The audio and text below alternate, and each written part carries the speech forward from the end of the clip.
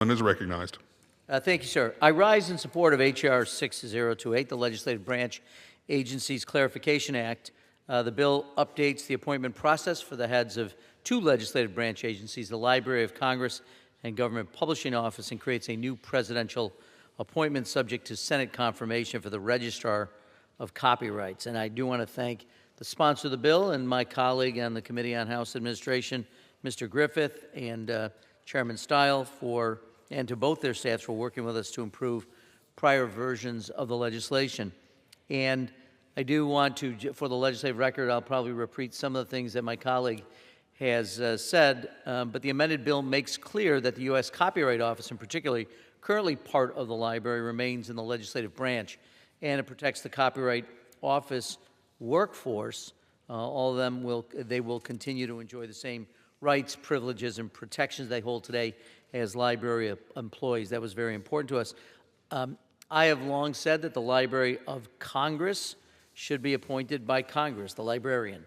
And still, we must make this change thoughtfully and mindful of the consequences, particularly, again, for the Copyright Office. Copyright authority is enshrined in Article 1, Section 8, Clause 8 of the Constitution, and the Copyright Office has resided in the legislative branch for well over a century, and I appreciate Mr. Griffith's comments about the 19th century and how different things were and the importance of doing all of this work, and this bill is really very important, particularly because so much of the work is legislative and because of the ability for the modern legislature to have responsibility here.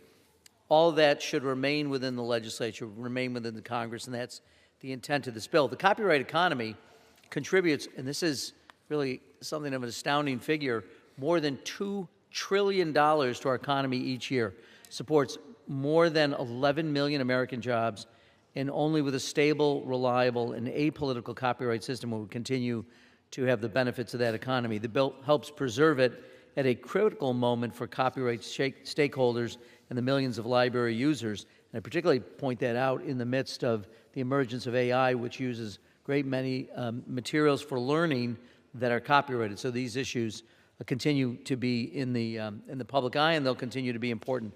The library and the Copyright Office have operated in partnership for more than 150 years, and the Copyright Office depends on the library's infrastructure, and the library builds its collections through copyright deposits. So severing that relationship would harm both institutions, something we clearly do not want to do. And the revised bill recognizes that. It establishes a significant transition period.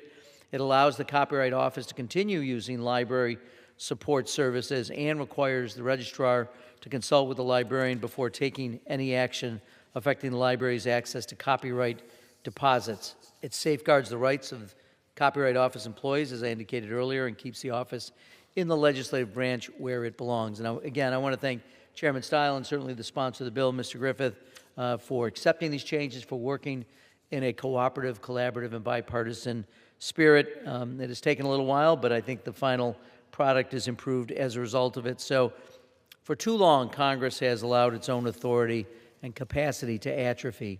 The library, the Copyright Office, the other support agencies we rely on are funded from a legislative branch budget that amounts to roughly 0.4% of all federal discretionary spending.